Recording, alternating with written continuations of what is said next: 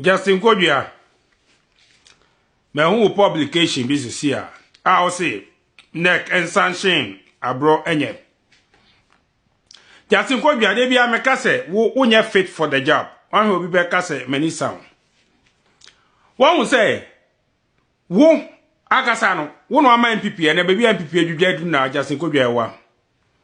Me hu party general secretary a oye week say me hu bi da. Chairman said Dunketia, Eddie General Secretary for NDC for so many years. And he was the powerful figure ever in the NDC. And he's still the powerful figure.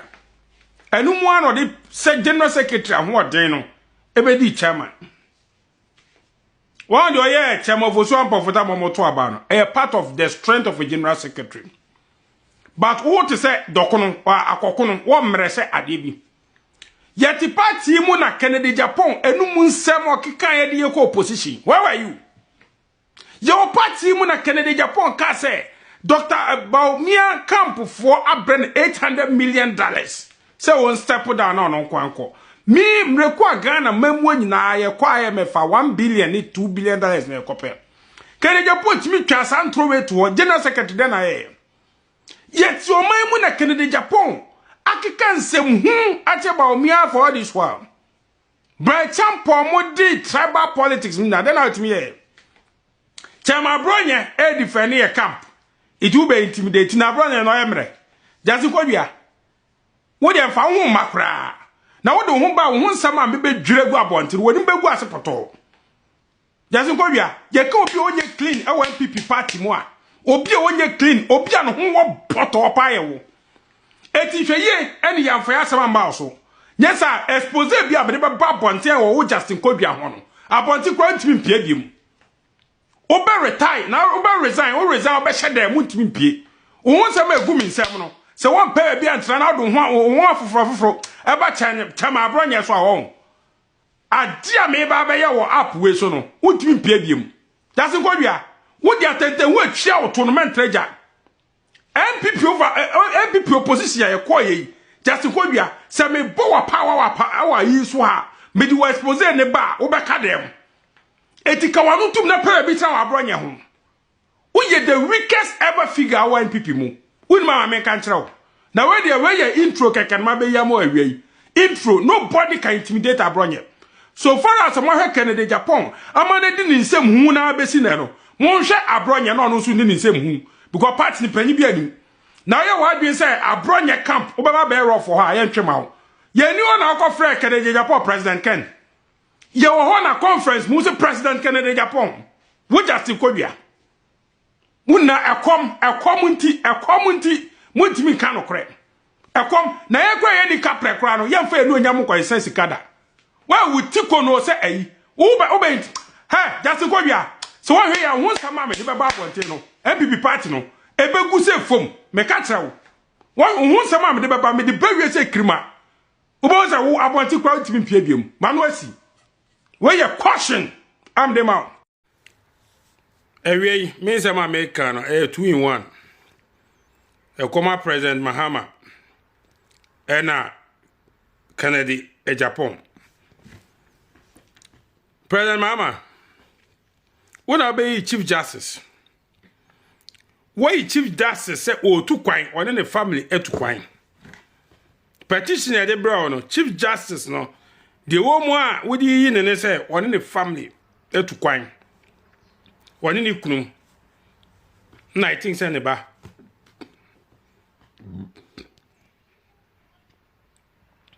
o ma tu kwan itu wonti bi da why Chief Justice yi our agenda, you know the best reason and best known to you.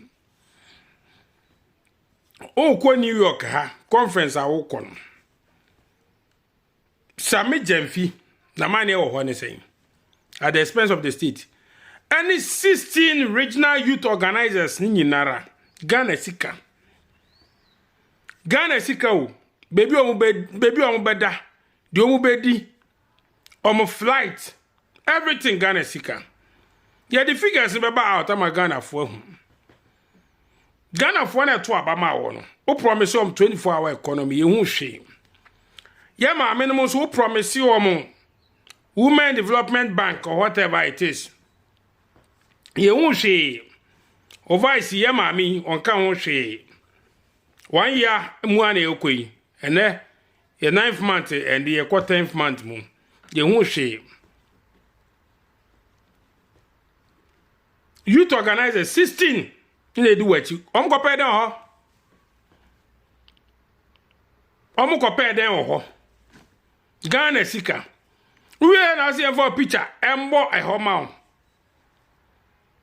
publicity na e ma won e do din boy e do picture bo ho ne ade no ye investigation every day be e cost to Ghana for $17,000 eti eno nko ano akosto Ghana for close to $200,000 wanim ne keke na e wo Times Square wana be bo abonten keke no wanim ne keke na ye fa nto wo picture na bo ho no $200,000 ya shi no pese mama oba ye unya 1 year wa bobusia over $10 billion every month be average of $1.2 billion in 10 months ni eka wa bo Ghana billions of US over $10 billion close to $12 billion for US in brother ni Canada do bear $16 billion ye unya ho hwe foundation to iron rods unya hwe ema Ghana one said ya we ya Ghana for pamo wo no ni e ka so okosua bibia banka wo ba yi ka bibi besesa we dey em the first kra ne ye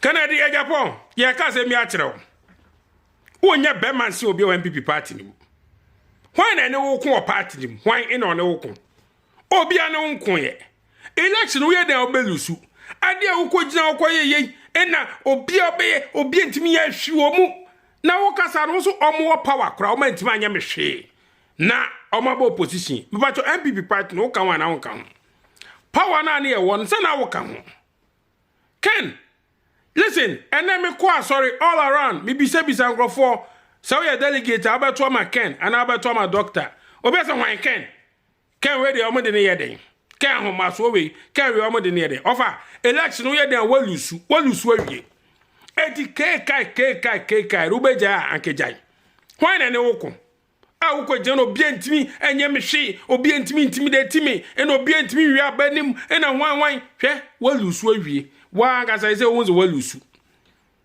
eti ase wona ma na wa ngasa wo di kan ekeka se do obi be wi awabem ye me na mo campo na sabato wo camp he Felix Apia no wo camp ye ni mukofo bebre ni ye pe wasem bedu ba bi ni ehun se he akwa we pa sa wonye nipa na wo sika ni ye di kwa a contract ni ye di me ma constituency chairman ni adade no afetie no akwakoje so omo amobra omo amo party ni woka nkwa na abo party ni woka nti nkwa na emfa ma constituency chairman for contract na akwaje ye ene we na ma promise om de then I promise you Ken ye hu wawie there's no way ye beto abade ama I'm telling you ye hu wawie pe ba bi tena na wonya pe ba bi tena Ken etokwa kukukuku akoma beti o wodi kukukukukukuku ozo suban no ye say wodi sie ozo wontumi and now say they what swallow pride I followed my pride because of something one guy enjoy your proud what swallow e shall yam and I may say wo fon no fon na wo fon because suban na wo person wodi sie na nke tuma wi awe ye pie suban na ru moja eti pe ba bi tena offer wontumi sesa wo ye ntimi fa Ghana mawo you can emotionally unintelligent. You lack the emotional intelligence. I be bini abetima control wuntumi self control wuni. Wemu na wuni. Isi ya Ghana shows and agaza memweda form. Na tu waka krakei, na tu waka krakei, hawkitway, workers, bebre wuntumi nchwa maka. Obiat na tu aya juma mako 20 years and then you pay 1,000 cedis up to now. Ni enfa Ghana shows and promise bebrebe. One kasa wona tu kwa wuntumi nchwa workers ka. Ava, baby a game na dru no home. Ebe yanka wo resign. Na kwa go there yam pell. Ye wini an yam pell. Ye vice president wuntumi. NPP delegates. Me kasi mbi achemo. Muna mfa money ento fompa. Delegates a mo kwa to aba nyame aduma next year January 31st. Amayedi yi ye candidate aye de ne beko 2028 election general election. Me ka sembi akyerɛ mo. Mo hwa de bi yi. Mo hwɛ trend no. Bra, sister. Mo hwɛ Canada Japan and Crawford no o me di Canada mo nko mo platform so. Na mo hwɛ nneɛma bi a o mo yɛ. Na mo hu o agenda a o mo kuta. For them, they don't love NPP. Omo party for. Omo party no. The only camp omo slogan said no can no vote means that no more candidate omo ntoaba into opposition. Sankro for we mo ye Kennedy Japan kro for kro ye.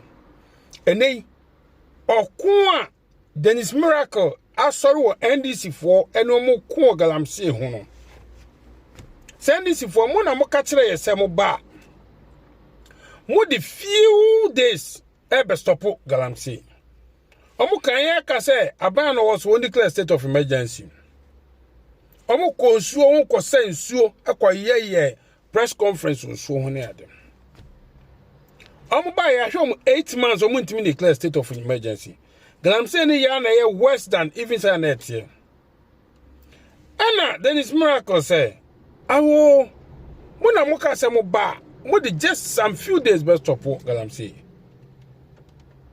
9 months along the line ye won hwe say na nsuo ne say kra na mo kra machines bomb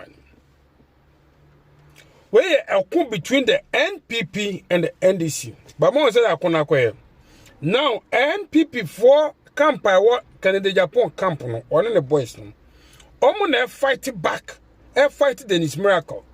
Oh, I did so came for another than the spokespeople of the NDC government. Etikana Japan and Kasano. Ye person moves on and for kita agenda.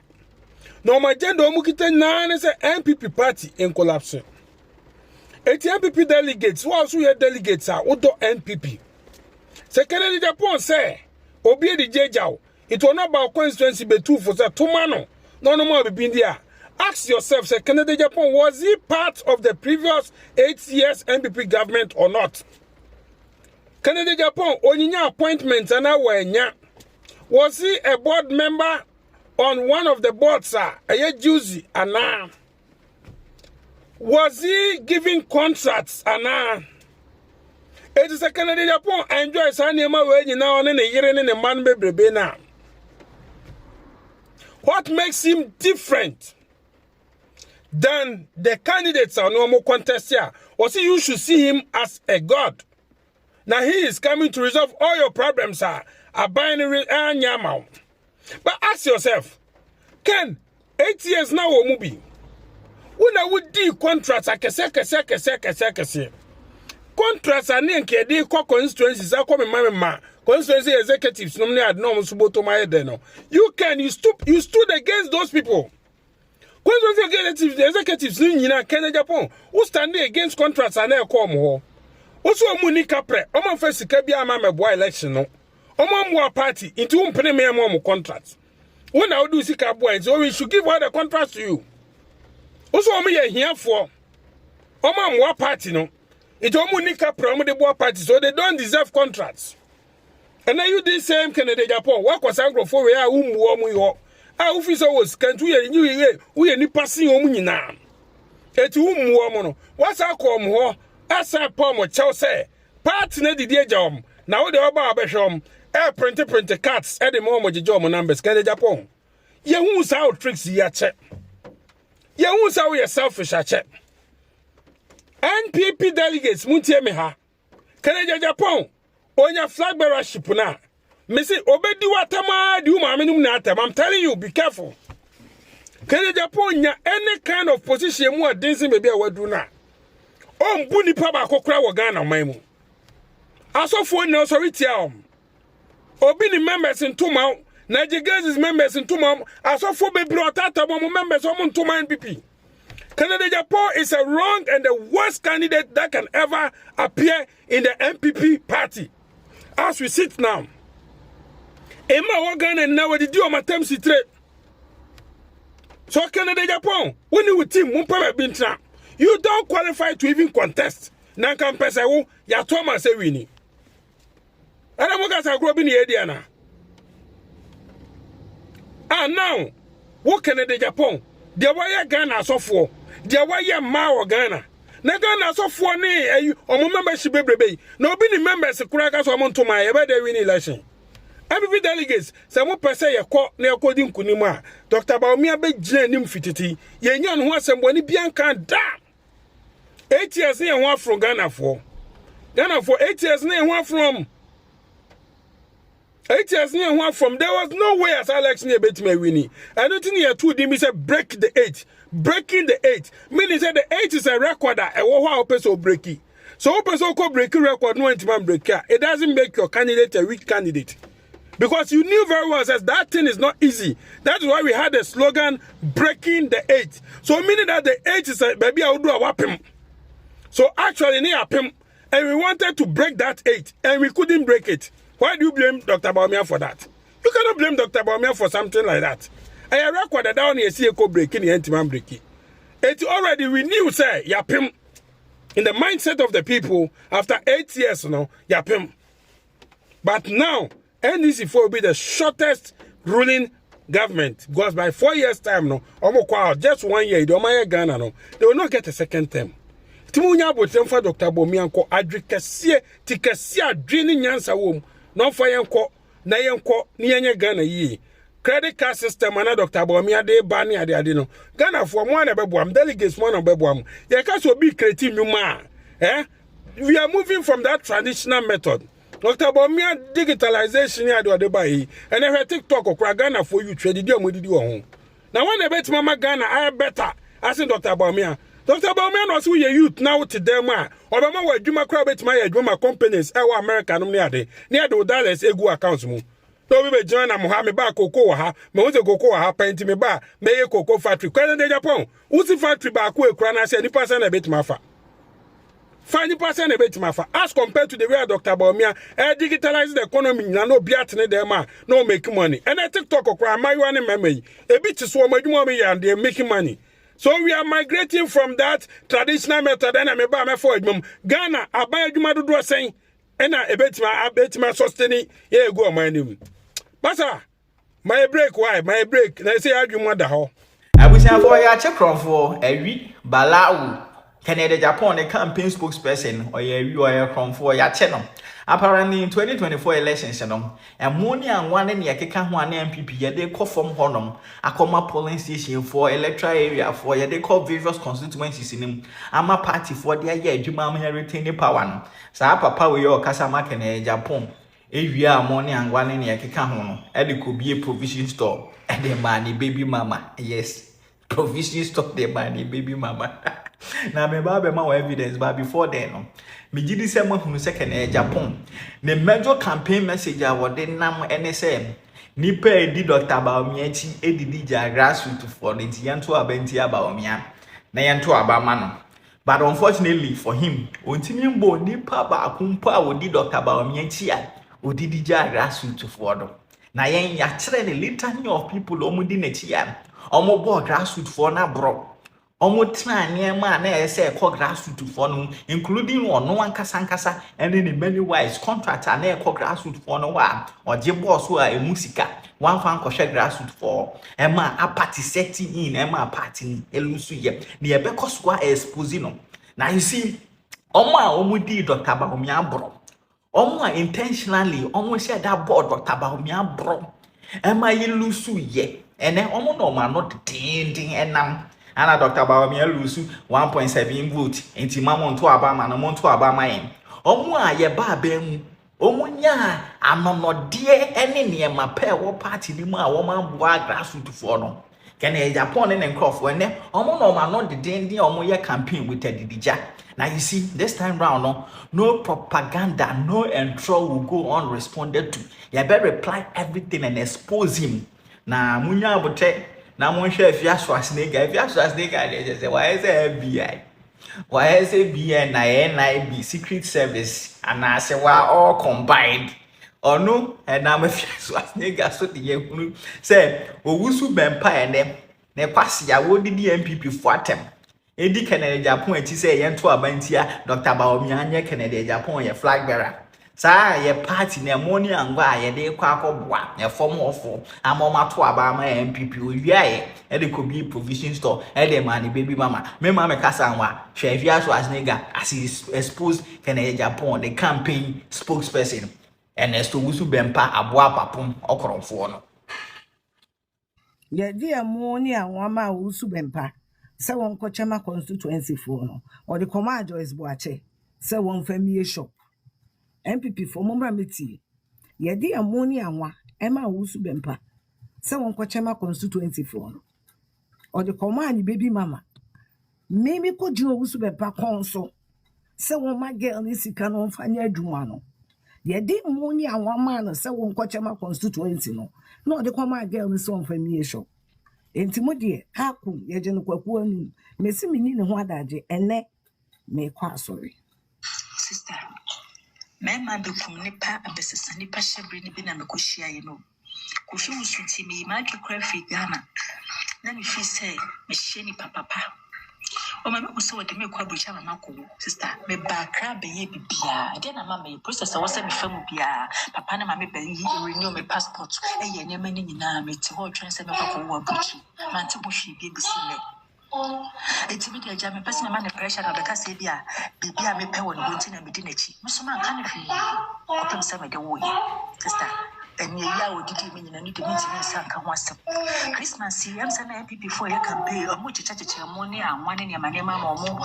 fans so se hefa hefa nto be kuma se be ma me ne me ba no e mo ni anwane bi e ho no ka chem say me mpa shop na me fa business e mo no nko so se me de me sister chi to wan e ko fa ne ma ko me sister ama for the emo any anwane tin tomatoes ni anu ho ne ma no e fi Togo ni abija mo bre no nti wa je shop o bantima o yes side business nti nka se be se bi no sa ko ni sa nti me shop no fa ne ma ngoma me sister me nim seke no ano ene me no ene me ne as if the series ni movies are working o if it's na me tema and me ka say me manager bi the equipment abahwe ni ma me manager di bae me free manager na chi ya bepem ne wonti ase because me nim say awrade mama nyam asenya ni pa wo beboa me tedi nti na me ba bedi akira afi na me betwa series akọ set